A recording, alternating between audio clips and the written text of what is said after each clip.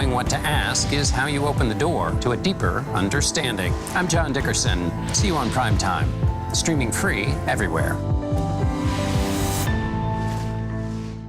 Tonight, Norah O'Donnell is live from Miami for the arraignment of former President Trump on federal charges. We'll break down Trump's first day in court and the obstacles prosecutors face proving their case.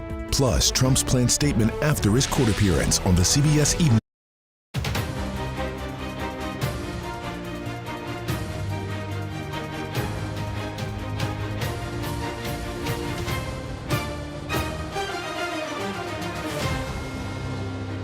You cannot defend the indefensible.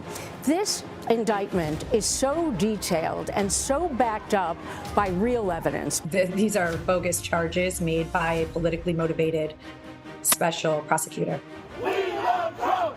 We love Trump! It's because of the two-tier justice system I felt I couldn't sit on the couch anymore. They don't want him to run again, that's all. From CBS News in Washington, I'm Ed O'Keefe. Welcome to America Decides. Former President Donald Trump has pleaded not guilty to 37 felony counts during a historic appearance in a federal court in Miami. The former president left Miami just moments ago. He's accused of mishandling classified documents and attempting to block the Justice Department's attempts to get them back. He is, of course, the first former president to face a judge over federal charges. Special counsel Jack Smith, who's based here in Washington, has promised a speedy trial. Trump, who took off, as you see there, just a few moments ago, is en route back to New Jersey, where he's expected to speak at his golf course in Bedminster later tonight. This has been a historic day. We realize many of you may have been watching all afternoon or may just be tuning in for the first time. So let's walk through what's transpired in the last several hours. For more, Scott MacFarlane, Finn Gomez, and Robert Costa join us. Scott, of course, is CBS News congressional correspondent. Finn is CBS News political director. Robert is CBS News election and campaign correspondent. Let's begin with Scott there outside the Miami courthouse. You were one of a handful of CBS News journalists this afternoon who were in the courtroom, came out in succession at different key points to convey what exactly had happened in the courtroom. Very old school, but it's done this way, of course, because there are no cameras or photographs allowed taken in federal courtrooms like the one there in Miami. Walk us through what transpired, how it compared to, say, the case back in Manhattan in April, and what it tells us about where this case may be headed next. Now let's start with the headlines. Donald Trump has pleaded not guilty, the first former president to ever be charged with a federal crime, a crime against the United States, and the judge ordered no restrictions on Trump's international or domestic travel and did not require him to surrender his passport. Not a trivial thing as he campaigns across America seeking to be the Republican nominee for the White House in 2024. He sat expressionless at the defense table, just like he did in Manhattan, his arms folded, the papers sitting idle in front of him, saying very little, and in fact in court today aloud he said nothing. It was his lead defense attorney, Todd Blanche, the same defense attorney he has in the Manhattan case, who spoke for Trump today in court here. When the judge asked what the plea was going to be, it wasn't the former president, it was the attorney, Todd Blanche, who said that Trump, quote, most certainly is going to plead not guilty. There's no next date scheduled in this case, nor is there any guarantee as to what courthouse this case is headed to. It could be here, still in Miami. It could be months, if not next year, until this thing goes to trial. It could move to West Palm Beach, Florida, or Fort Pierce, Florida. We do know from today's proceedings, Ed, the judge will be handling this case. It remains Judge Eileen Cannon, and if that name rings a bell, that's the same Trump-appointed federal judge who handled challenges to the search warrant at Mar-a-Lago last year and made a controversial ruling limiting the prosecutor's access to some of those records, a ruling that was overturned by the 11th Circuit Court of Appeals. So the former president of the United States has been officially booked, digitally fingerprinted. No booking photo. They took his social security number, his birth date, gave him a pretrial services officer, and said, come back next time we call you in this federal case. And do we know when we're going to learn next steps? Is it as soon as tomorrow? Or are we talking about several weeks before we get a sense of venue and timing? We didn't get a schedule announcement here. Part of that is because this judge, Jonathan Goodman, is not going to be the judge of record in the case. He was just here today to handle the arraignment. This moves to a different judge, potentially in a different courthouse, so there were no scheduling announcements. But with the federal court system, you measure calendars by months, not by days or weeks. hearings are at intervals of months. Court filings can come at any time. But we're talking about something that is easily going to slide later into this year, easily into 2024 as the primaries begin. And one footnote. His co-defendant, Walt Nada, his usher, his aide, the man who is charged with him, sat at the same defense table right next to Donald Trump's attorneys. His arraignment was not completed today. He doesn't have a local counsel of record, which you need for an arraignment, so Nada made an initial appearance. His arraignment is delayed a couple of weeks. I'm told Nada doesn't have to return here for his arraignment. It may happen virtually or just with attorneys. Scott, real quick, for those that have not been paying as close attention this afternoon, you were among the first to run out and convey some of the details of who was in the courtroom. Give us a sense of who else was in there. I understand just a handful of people that can be classified as the general public because they won a lottery, in essence, to get a seat in the room. Yeah. Quite a diverse group in the courtroom. But first, I think it's important to note that running out of the courthouse in midday Miami heat is not as easy as I thought it was going to be. In the courtroom, Jack Smith sitting in the front row, right behind his line prosecutors on the judge's right in the courtroom. Behind former President Trump, a handful of lottery winners. The court had a lottery of general public members who could go into the courtroom and watch this. One of those supporters told CBS News he's not a politically aligned person. He just likes to watch court cases. He was in town for his daughter's sports camp or sports league competition and came to the courthouse with her to watch the proceedings. Dozens of members of the media were in there as well. But I should note what the defense table looked like, Ed. 5 people: Donald Trump, his aide, Walton Nada, and 3 attorneys, 2 for Trump, 1 for Nada. The Trump attorneys, Todd Blanche and Chris Keiss, will be his attorneys through the duration of this case, even to trial, even to appeals. Scott McFarland was part of a team that included Robert Legary, Graham Cates, and Stephen Portnoy, who were in the courtroom for us today. Get a cold drink, and we thank you for your service, sir. Talk to you soon. Now, from the federal courthouse in Miami, former President Trump drove just a few miles to the southwest to a pretty well-known spot in that city. CBS News political director Finn Gomez knows well. Finn, essentially, he left the courthouse and the trappings of it, away from cameras, facing a judge, in essence, in a venue he did not control, and headed straight for Café Versailles in Little Havana. Remind our audience the importance of that venue there in Miami and describe the scene, because it was, in essence, vintage Donald Trump. Yeah, absolutely, Ed. As you know, Versailles is the iconic Cuban-American restaurant that's been there for over 40 years in Calle Ocho, which has been historically a very prominent Cuban neighborhood where a lot of the Cuban exile community moved to following their departure from Cuba after Fidel Castro came to power. It's also a bastion, or has been a bastion, of Republican support, frankly. And as you know, Ed, in the last 2 presidential cycles, Donald Trump has won Florida, and in large part because he made inroads with the Hispanic community, the Cuban-American community especially, which is predominantly a Republican one. So what he did there, and what they were looking to do, is to capitalize on this attention and focus on him, and immediately pivot back to the campaign focus. And also, they knew they would find a friendly audience. As soon as he got there, there was a group of pastors, Hispanic pastors, that prayed over him.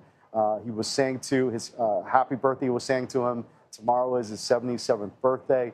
And then it's also a chance to, again, refocus on what his campaign says is his success with the Latino vote. And I think by doing that, again, they're really trying to concentrate their attention and momentum that they think they will get out of this to solidify their strength politically in this early stage of the presidential primary race. As you know, Ed, our recent CBS News polling shows that he has a dominant place right now in this early stage, with about 30 to 40 points ahead in most national polls. between him and his closest rival, Florida Governor Ron DeSantis. Finn, he's now headed back to New Jersey, expected to land later tonight. He's going to Bedminster. What happens once he gets there? Yeah, Ed, he is on his way back to his summer home, if you will, in Bedminster in northern New Jersey. He is going to be giving a speech tonight at approximately 8:45 now. There's a little bit of a delay. He was supposed to be at 8:15, but it will be at 8:45 now with some of his biggest supporters. Afterwards, he will be having a fundraising event with some of his top donors at Bedminster. Speaking to a senior Trump campaign official, they said their target their fundraising target for tonight is $2 million. They're looking to get out of this event. So immediately, Ed, trying to capitalize on this attention and focusing back on the campaign. That is one way of putting it for sure. Leaving the federal courthouse, going right back to the campaign trail, right back to campaign fundraising. The goal, $2 million tonight at that event. Let's see if he exceeds it. And Finn, I got to say, a damn shame he didn't try the ropa vieja while he was at Versailles, but maybe next time. Right, or the medianoche, delicious. Exactly, yeah, either one. Thank you, sir. We'll be talking to you throughout the evening. Now, the indictment of former President Trump could have major political implications. That goes without saying. CBS News chief election and campaign correspondent Robert Costa joins us now to discuss more about the possible effects on the 2024 race. Good to be with you. Politically, the big question right now is what is going to happen inside the Republican Party? Are Republican voters and Republican leaders still going to stand with former President Donald Trump, who continues to dominate the polls as well as the headlines in this GOP race? The word from so many of my sources in rival campaigns of those running against Trump for the nomination is that they see this as a wait-and-see moment, an opportunity to watch what happens legally and politically as Trump deals not only with the special counsel indictment here in Florida, but the ongoing special counsel investigation on January 6th, as well as what's going to happen in Georgia in August, a possible indictment there for Trump's alleged pressure of election officials, all while that trial on the hush money payments looms in New York.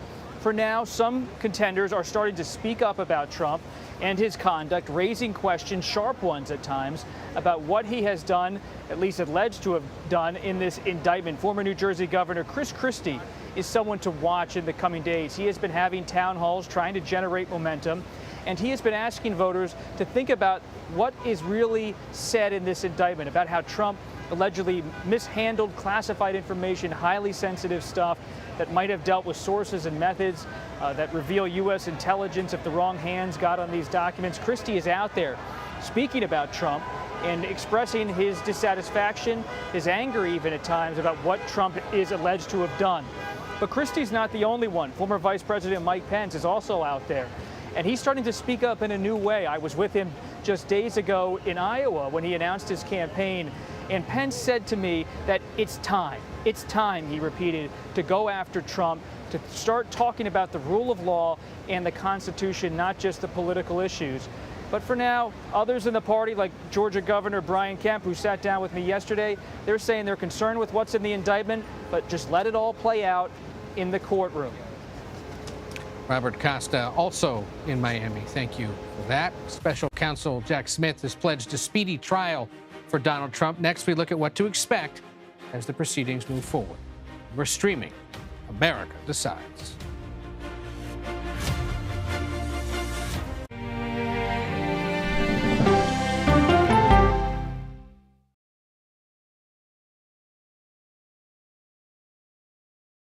If it's important to our nation, I wonder how you think about where America is at this moment. It's on Face the Nation. Can there be stability if Vladimir Putin remains in power? Face the Nation with Margaret Brennan on CBS. America Decides, taking you inside American democracy. The most important stories on a day-to-day, hour-to-hour basis. You're going to hear a lot of reporting. It is clearly a pivotal moment. Gun control, the economy, education. Both sides of the political aisle fight it out for power. Bringing you the analysis that you need. Thoughtfully, with context. Be part of the conversation. On CBS News Streaming. Welcome to America Decides.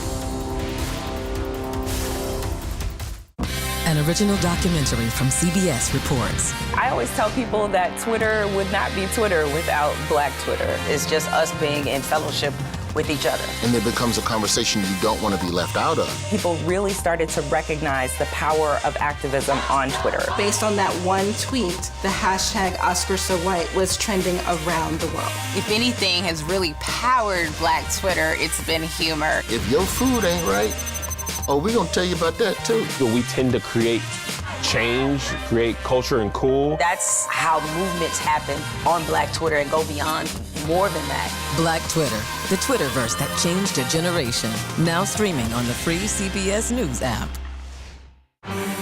When weather turns extreme. The threat of severe weather and dangerous tornadoes is expected to last. CBS News and the Weather Channel bring you virtual weather technology. So advanced, so real. Let's bring in our partners at the Weather Channel. Now 6 feet of water, imagine that. Cars that can act like battering rams. These hyper-realistic simulations show you what the weather will look and feel like before it happens. Feel the forecast. Streaming on CBS News. An original documentary from CBS reports. The carnage in our nation's schools has become painfully repetitive. Not one more child! School shootings have parents fighting mad. I promised my daughter I was going to fight. It's going to keep on happening. And teachers taking lessons in how to fight back. This is an exercise. We approach it as it's you or them. It shouldn't have to be your teacher's job to protect your life. But will the battle over gun control, people are afraid that they're going to lose their gun rights altogether, be the hardest lesson of all? The exercise, you're having to shoot at an adult. Are you prepared to have to kill one of your students? Guns in the Classroom, now streaming on the free CBS News app. She's the most successful alpine skier, male or female, ever, and a worldwide inspiration. We need a lot of women doing sports really, really well. The story of Michaela Schifrin's game-changing reign at the top of the slopes when we go person to person. My office will seek a speedy trial in this matter, consistent with the public interest and the rights of the accused. Welcome back to CBS News, continuing coverage of the indictment of Donald J. Trump. This is America Decides, and that was Special Counsel Jack Smith, who, of course, is overseeing the federal cases against former President Trump. Let's now bring in our CBS News legal analyst, Ricky Kleeman, who's in New York. Ricky, he was referred to repeatedly in court as the former president, not as Mr. Trump, not as the defendant. He was allowed to keep his passport. He's got unfettered access to the world with no travel restrictions. They're working out apparently a plan for who exactly he can speak to on a regular basis regarding the case and other matters. And we still don't know when exactly this is going to reconvene or proceed. What do you make of how it all played out today in Miami? I think that we have to remember that arraignments are really pretty perfunctory. The purpose of an arraignment is to apprise the defendant of the charges and for him to enter a not guilty plea, which was done by his attorney. In terms of having restrictions in terms of his travel or surrendering his passport, I didn't expect any of that to occur in any event. He's campaigning to become the next president of the United States. Addressing him as former President Trump versus Mr. Trump versus the defendant, you can never tell what a judge can do, and obviously this magistrate decided to show him respect, and he's entitled to respect. We have to remember that he is presumed innocent at this point and up and until any point where a jury might convict him. But I do want to talk, Ed, about that condition having to do with witnesses. Yeah. I think that there are two things here. Number one is many of these people who may be witnesses may be his employees. So he may have to deal with them on a regular basis, but they're not necessarily people who are close to him. So, of course, he's going to be able to talk to them, but he's being told he should not talk to them about the case. I don't have any problems with that, and that's not necessarily unusual. The problem, which I know if I were representing him, and I expect that his lawyers who are representing him will have to consider, as well as whoever is the local counsel and Mr. Nauta's current counsel have to consider, is to bring a motion about the order that says that Mr. Nauta and Donald Trump cannot speak about the case. It is traditional, it has been approved, that joint defendants can have a joint defense agreement. These two defendants are charged as co-conspirators. Their lawyers must communicate with each other. Their lawyers need to exchange information and see how they are going to go after the government's case together. It is unrealistic for their lawyers not to be able to talk. And now we look to the order going to Donald Trump and to the defendant, Mr. Nauda. This is his valet, for heaven's sake. They are together all the time. He was his body man when Donald Trump was president. That's about as close as any two people can be. The idea, it just seems to me, Ed, that the lawyers are going to appeal that ruling and that these two defendants will ask to be able to talk about the case. And those kinds of motions are the kind that could slow down Jack Smith's public vow for a speedy trial, right? I mean, This is the way it can be delayed, is by throwing all these motions out there, drag it out beyond the 24 election, or just drag it out as long as necessary in hopes that the prosecution buckles. Well, yes and no. Yes, they will create a delay, but we also have to remember that that's a very legitimate motion, as will be their motions to dismiss. It's not that we should think that they are filing a motion to dismiss or a motion to exclude the testimony of Donald Trump's prior lawyer, where the judge broke the crime fraud exception and allowed that lawyer's testimony to go before the grand jury. That's a very viable motion. So there's one thing to think that lawyers might do things to have frivolous delays. These are not frivolous motions.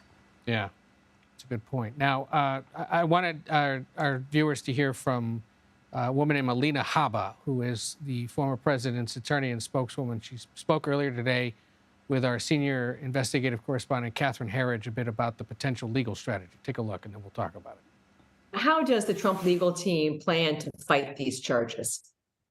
Well, that's privileged. And obviously our fight is our fight, and it'll come out, in light soon. I think the American people need to remember one thing, though. An indictment reads like a story, which is not typical for an indictment like this, because they want to tell the story. We saw Special Prosecutor Jack Smith stand up and say that every American person should read this and spend the time reading it. Well, of course you want that. Number one, you'll taint a jury pool. Number two, it's the story you wanted for election interference. And we haven't told our side of the story yet, and everything has context, and everything, has to be told both sides. And we're looking forward to doing that.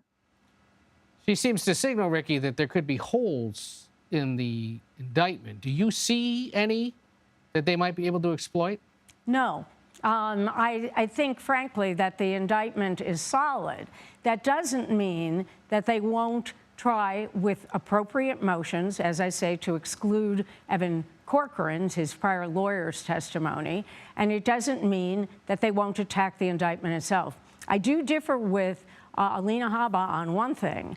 This is a speaking indictment. It's a federal court. This is not unusual to have a long narrative. I've seen it countless times during my practice and during my work as a legal analyst. The federal government can do this, and it's what they do often very well. So I do differ with her about that. We know this case will be fought on motions to dismiss, not on the facts. Yeah, and this reporter can add, in what little legal work he's done compared to you, that yes, the federal government often writes well-written indictments just like this in all kinds of cases. It is not unique. What is unique, however, is the case and all of it that comes with it around the former president. And Ricky, we're glad you're here for the legal analysis. Great to be with you. All right, we'll talk soon. As former President Trump faces legal trouble, polling continues to show he's still far ahead of the 2024 GOP field. How the classified documents case could affect the presidential race. We're streaming America Decides.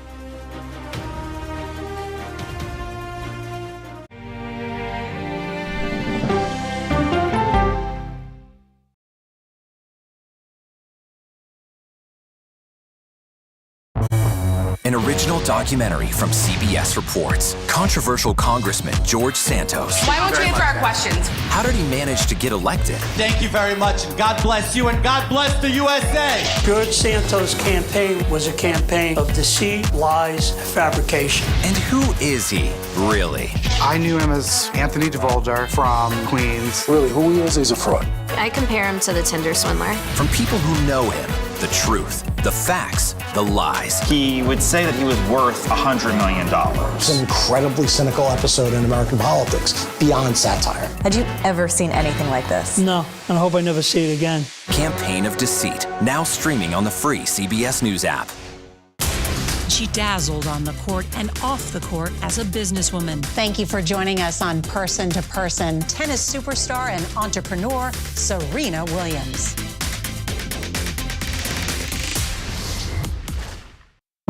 An original CBS Reports documentary. I asked my students, what are we going to do about racism in the United States? The backlash over teaching about racism in American schools. I don't think it has any place in the classroom. We can either pretend and say, no, we're not racist and we're all great people, or we can actually start to do the really, really hard work of addressing it. How did you lose your job? I made the statement that white privilege is a fact. Is it helping diversity and inclusion? When you bring in different people's stories and experience, it enriches education. If you don't talk about something, it doesn't go away. Or driving us further apart? What schools are doing to our children in the name of anti-racism is in fact teaching them racism. The intention is to put us in this war against each other. An original CBS Reports documentary, streaming now.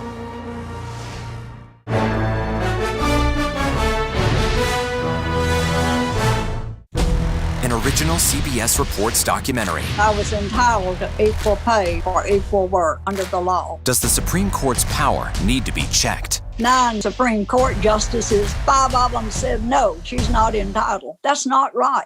Calls to fix the court tend to go along with the politics of the moment. Republican-appointed justices have all tended to go in one direction, with the Democratic-appointed justices tending to go in another. Even though it's only 9 justices, it takes 5 of them to make the law of the land. Does it have political impact? True. Political intent? Probably not true. If the American people don't trust the judgment of their court, that's a real problem for our democracy. An original CBS Reports documentary, streaming now. On our places, bright shiny faces. When you wake up in the morning, we want to be your go-to team. I don't go to work in the morning. I go for coffee with my 2 good friends, and we talk about the world. Welcome back to America Decides. Former President Trump, of course, could face serious legal consequences if convicted. CBS News senior investigative correspondent Catherine Herridge joins us now from Miami. Catherine, you've been following the ins and outs of this case, and especially the specifics of the charges the former president now faces. What consequences could he face if convicted beyond prison time? I mean, that's obviously the big one. You know, it's a pretty broad scope, Ed.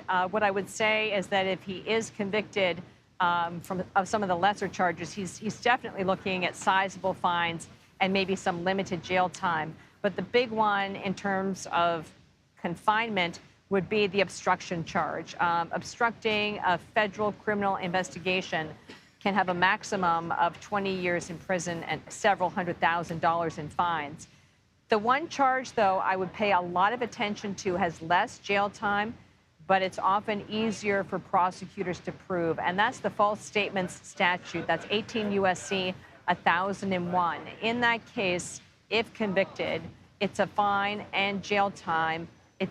It's mandated of 5 years. So if you think about an FBI interview, if they're able to prove multiple false statements or multiple examples of misleading investigators, you know, you could be looking at 15 or 20 years just for a single interview. So that's kind of the one to watch, I think, in the big picture.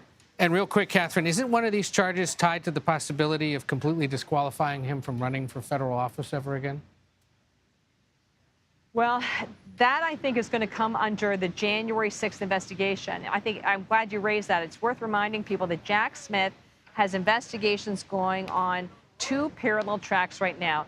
There's the handling mishandling of classified information at Mar-a-Lago. We've now have charges brought in that case, and the former president is officially a criminal defendant in the federal legal system.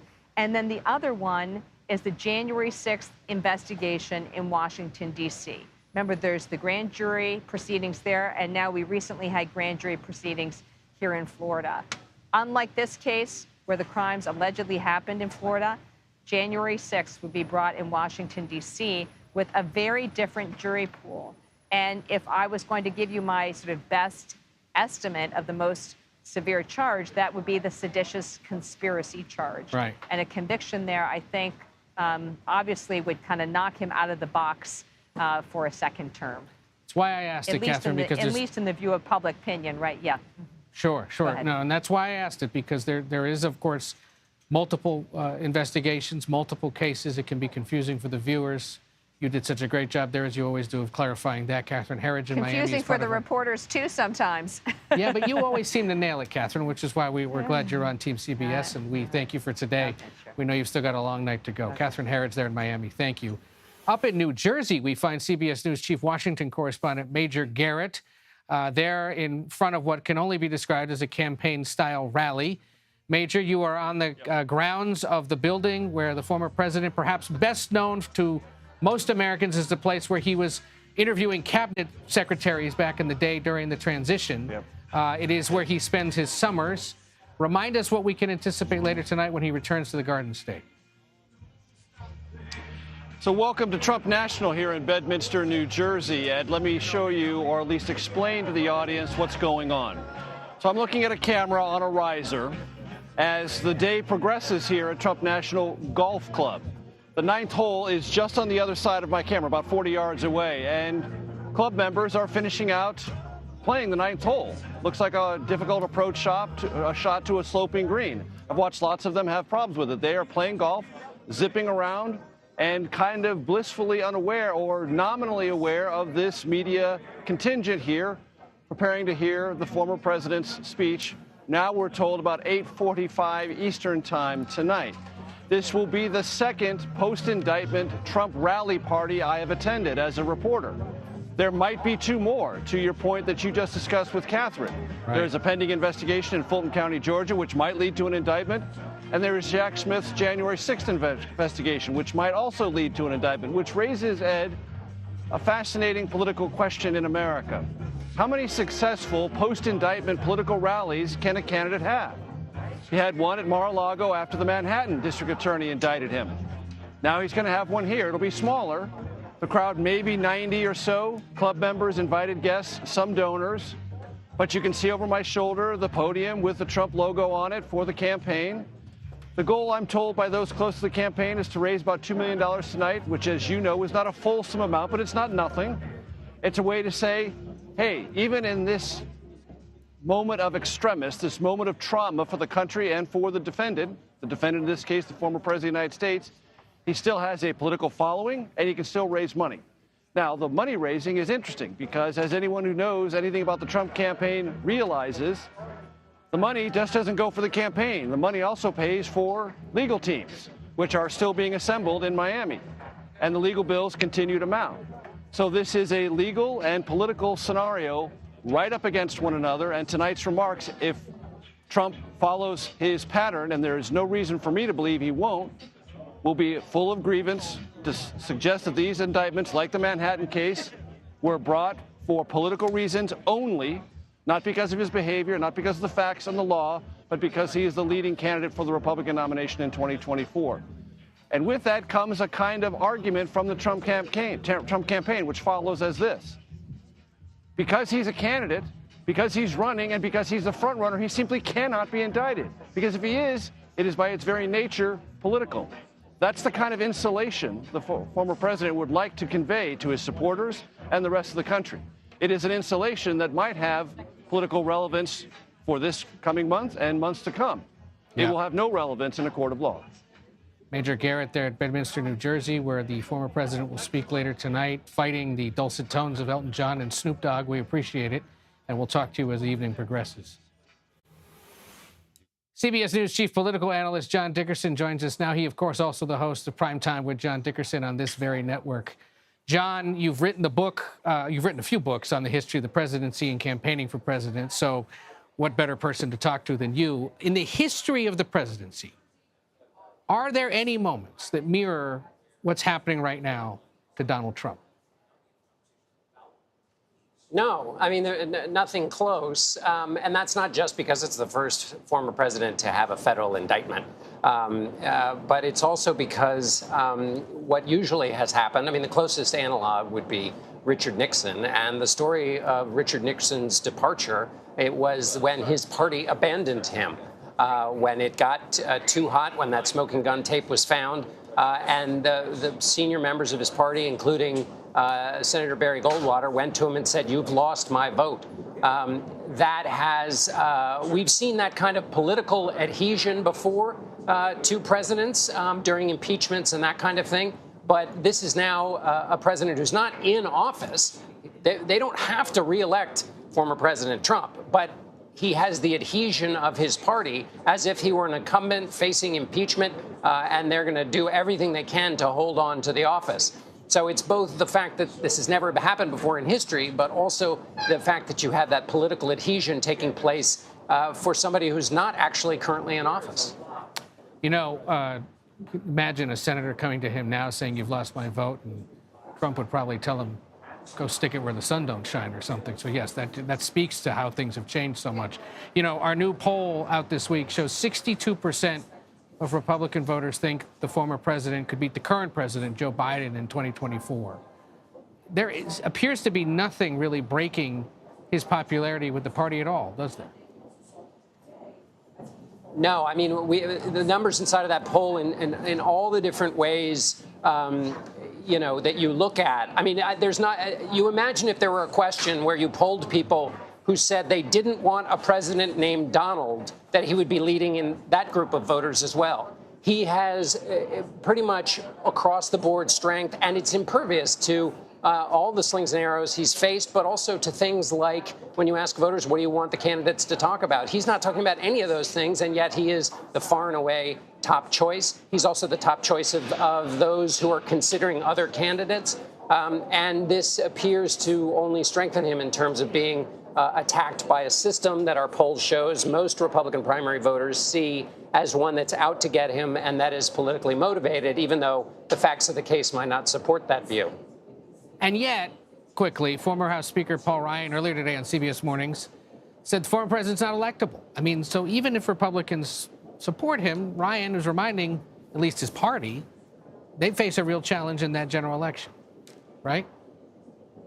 The tighter the party clings to former President Trump, the more it makes it likely they will elect somebody who has vulnerabilities in the general election. He lost in 2020. His candidates didn't do very well in 2022. And if you look at the indictment as a political document, not a legal one, it gives you a window into how a president would handle the most sensitive aspects of U.S. national security. And then the voters have to decide, do they want to do that again? Do they want to have that same person with those most sensitive elements of U.S. national security for 4 more years? That's a tough argument in a general election. But that's not the election that Republicans are wrestling with right now. No, it's not. John Dickerson there in Miami. We thank you for your historical perspective. We'll talk to you soon. And John Dickerson will have more coverage on Primetime later tonight. You can stream that at 7 p.m. Eastern right here on CBS News. Up next, more on the classified documents that led to Trump's arraignment. I'll speak with a former Inspector General of the intelligence community about the significance of these documents after the break. You're streaming America Decides.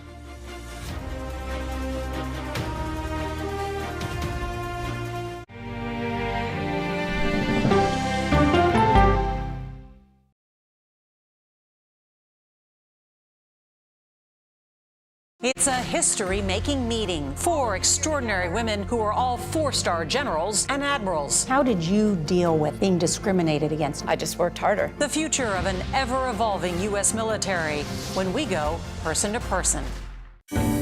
Stories start with the who, what, when, and where. CBS News has been following this story. Camilla, why is the government relying on these devices to track migrants? But it's why it's important to you that matters most. Doctor, why are federal health advisors focusing on this specific pill for contraception? And knowing what to ask is how you open the door to a deeper understanding. I'm John Dickerson. See you on Prime Time, streaming free everywhere.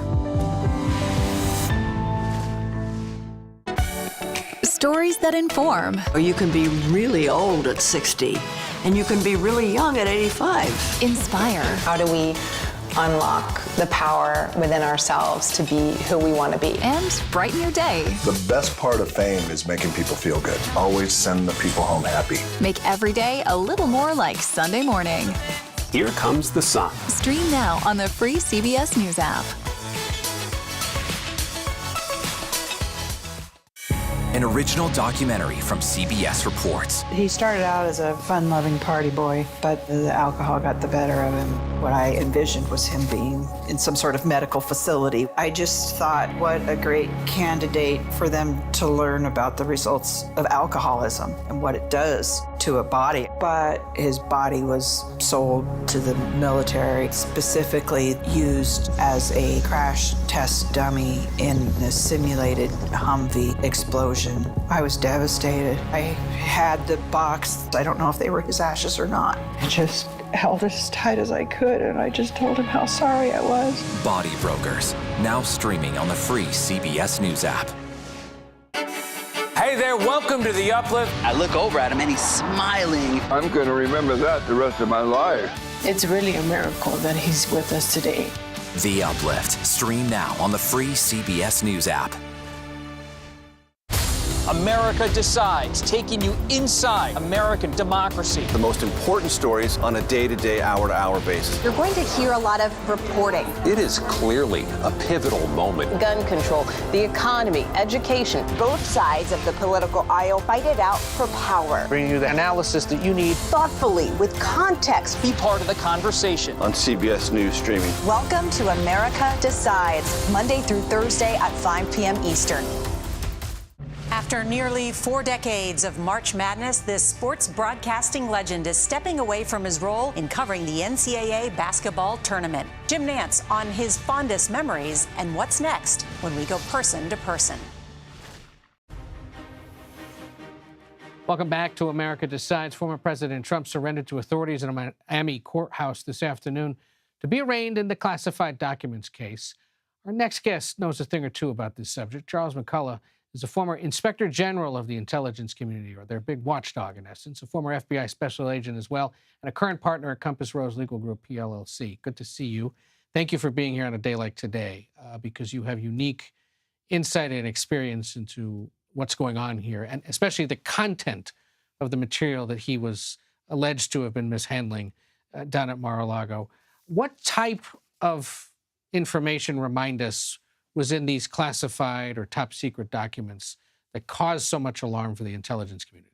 Well, things are classified based upon the possibility that if they're released, there's possible harm to the government.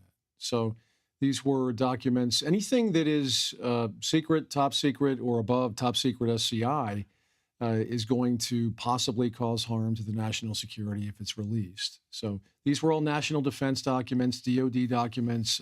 There's been reports of military plans in there that these documents were clearly classified. And we remember that there was at least one person who was alleged to be a Chinese official who had gotten onto the campus there in Palm Beach. And so there was concern that foreign nationals may have been trying to find this information and get to it. That's part of the big concern here, obviously. That's the concern altogether with classified documents, is that you need to keep them in a SCIF, a sensitive compartmented information facility. That's the way they're stored.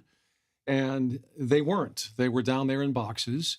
Now, if in the former president's defense, there's no report, I don't believe, that there was an actual compromise here. Exactly. But certainly there was the possibility of compromise, and that's what everyone worries about. Right. And who knows, over the course of this, it may be revealed that somebody did try Certainly, if they have as much documentation and imagery of where it was, one wonders if they saw who was being able to get to it. Well, and that's what you do a damage assessment for. And someone should be, or probably has already done that, either the ODNI or the FBI, but that is what you look at. And you may never know whether or not there's actually been a compromise. Right. Is the problem. Part of the reason why I'm glad you're here is because you had involvement in the classified information issue around Hillary Clinton as well. I did.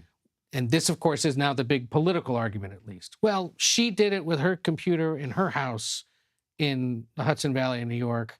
She didn't get charged. How's that any different from what he's up to in Florida and alleged to have done?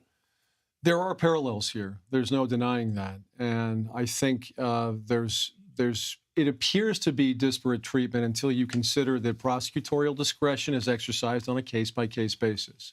So you have to look at each case individually. Mrs. Clinton didn't get prosecuted. Mr. Trump is indicted. But that's not really going to help his defense. That'll help him politically, that argument. But the legal defense saying that she did it too and she didn't get in trouble isn't really going to be of a whole lot of merit to him legally in a federal courtroom. Yeah. And remind us, it was that you helped discover that she had it? Right. I was the Intelligence Community Inspector General at the time, and my office initially discovered the documents and did the analysis. And then we worked in conjunction with the FBI. And I mean, and this is part of what they allege is that, well, she didn't hand it over either. They were trying to destroy all of her materials. When they broadly say that, his supporters. Is that true? There is ample evidence of obstructive behavior in the Clinton case. When you hear people talking about SIM cards and hammers and programs like BleachBit, there is certainly ample evidence of that. But again, that's not really going to help the former president in his plight right now. I don't see, as a legal matter, how what about her-ism really helps him at this point. Right, and that's important, I think, for everybody to remember as this goes forward. There will be the legal arguments made in a courtroom. Exactly. The political argument we see on television or on the stump is separate and divorced from all that, and ultimately focus on the legal fight, because that's what he faces. That's correct. All right. Charles McCullough, thank you so much for being here. We appreciate it. Thank you, Ed. 2024 candidates are already reacting to Donald Trump's arraignment, what his rivals are saying, and how his case could shake up the race for the Republican nomination. That's next as you're streaming America Decides.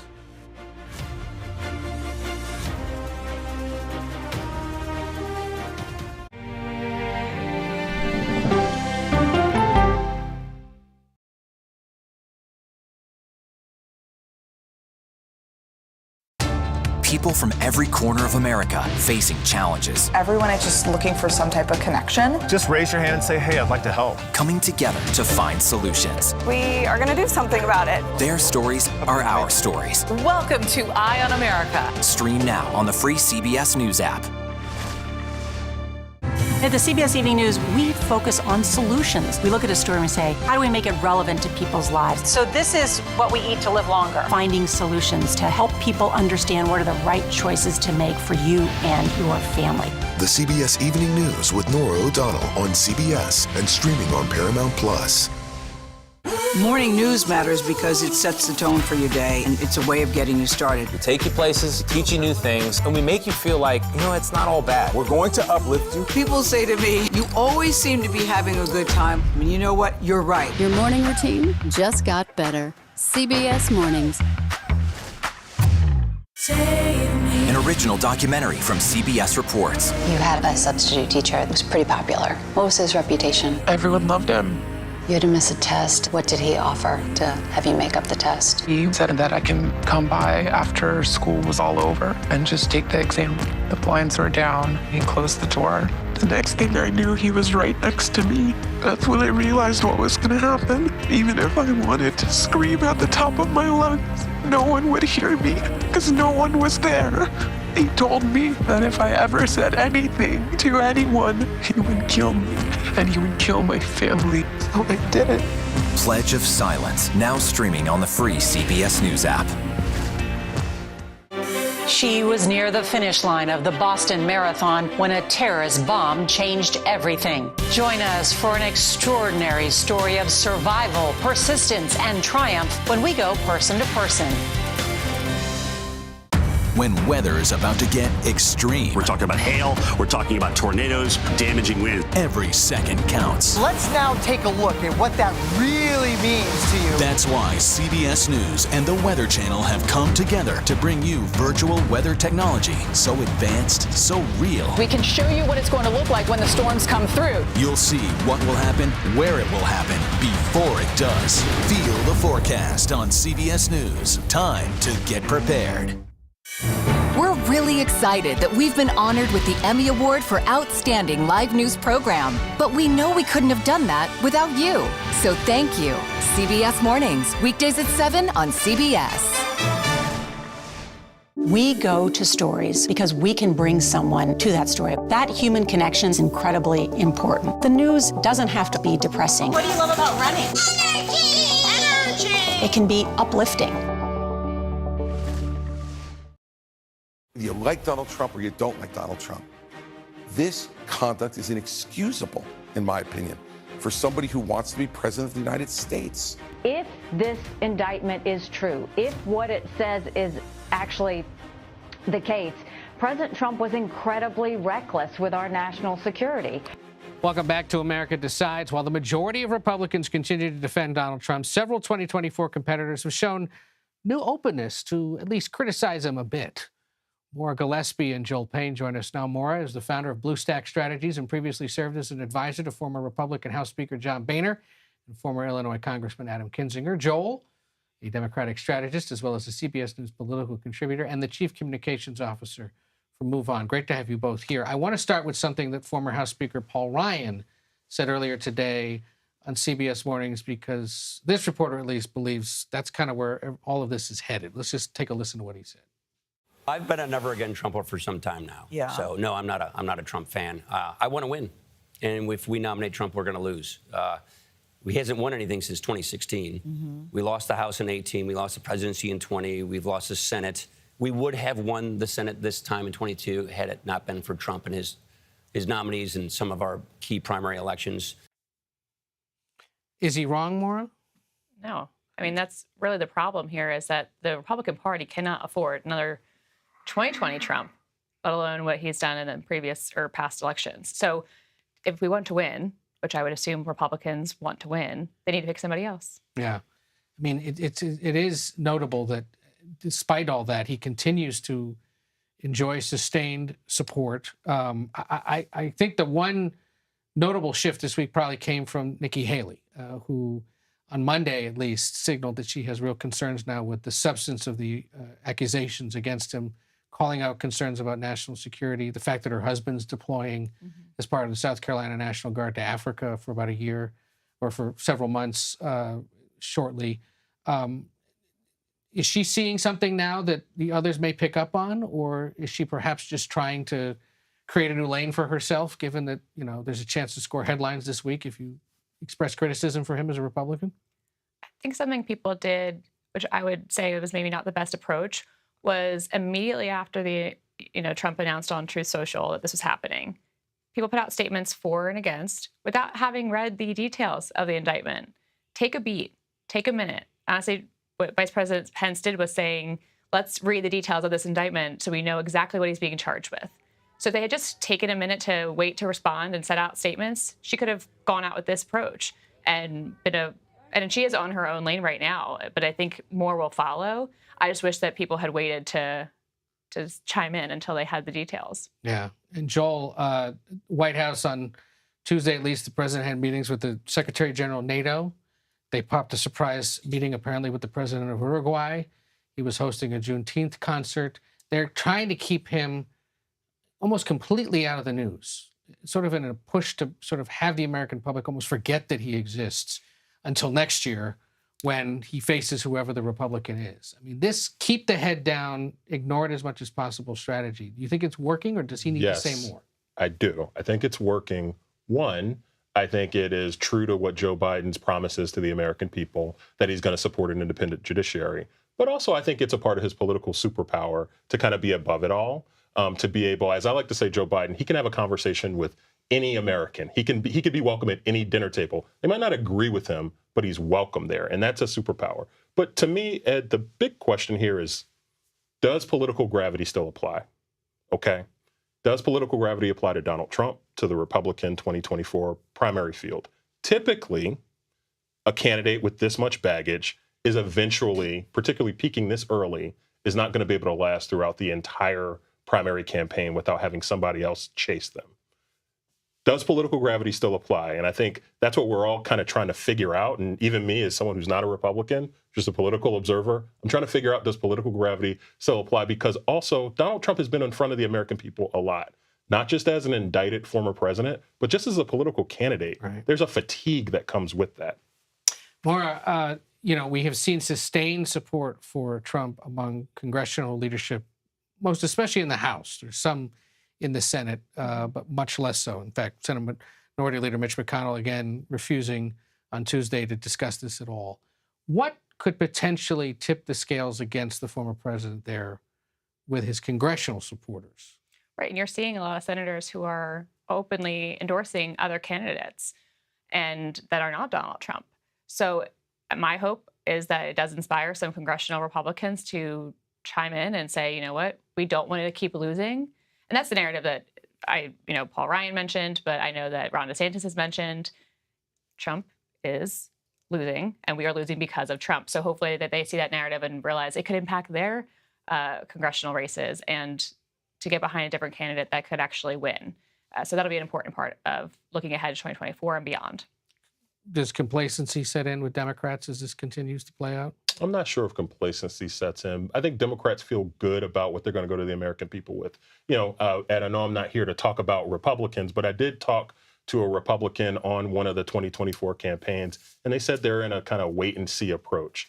And I do think that while I appreciate that, and I understand it as someone who's worked on 2 presidential campaigns myself, what are you waiting for? Like, now's the time to go for the jugular for Trump. He's weakened now. And that would be my advice to someone who's worked on a couple of these campaigns. You got to go for the jugular. You can't be reactive when it comes to Donald Trump. You got to be proactive. It might be what Nikki Haley's up to. We'll see if it reflects it all in the numbers at all in the coming days. Thank you both for being here, Maura Gillespie and Joel Payne. We appreciate it. That does it for now. We'll be right back with more on America Decides, and we'll see you again at 9 p.m. Eastern for the very latest. You're streaming CBS.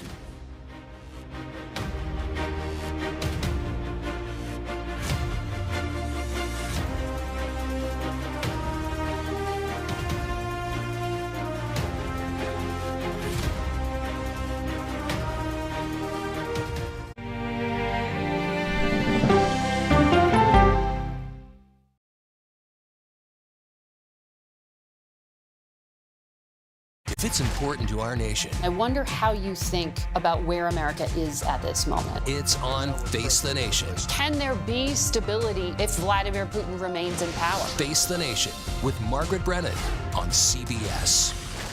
An original documentary from CBS reports. AI is among the most world-changing technologies ever. Curing diseases, scientific breakthroughs, making lives better. They can help us with medical discoveries, scientific discoveries, doing better agriculture, having cures for things like Alzheimer's. It's also going to really transform the way we work. The uplifting potential of artificial intelligence is limitless. It gives you a friend, somebody to chat with 24/7 that is non-judgmental. He makes me feel loved and desired. And so are its downfalls. The problem with all this AI is that it's unpredictable and uncontrollable. The choices we make now will have lasting effects for decades, maybe even centuries. The ChatGPT revolution, now streaming on the free CBS News app. I'm here. Fire and rescue is out. They're doing wellness checks when people are trapped inside their homes. How's the pay? A lot better. That's you and the Queen. That's beautiful.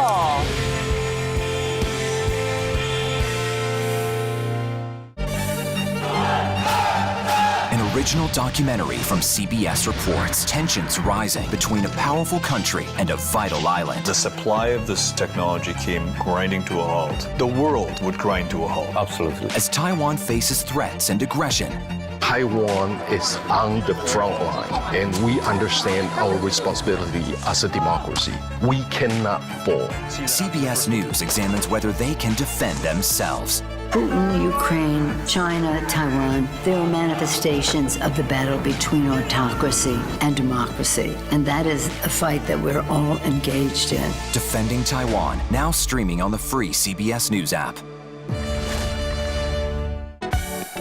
Stories that inform. Or you can be really old at 60, and you can be really young at 85. Inspire. How do we unlock the power within ourselves to be who we want to be? And brighten your day. The best part of fame is making people feel good. Always send the people home happy. Make every day a little more like Sunday morning. Here comes the sun. Stream now on the free CBS News app.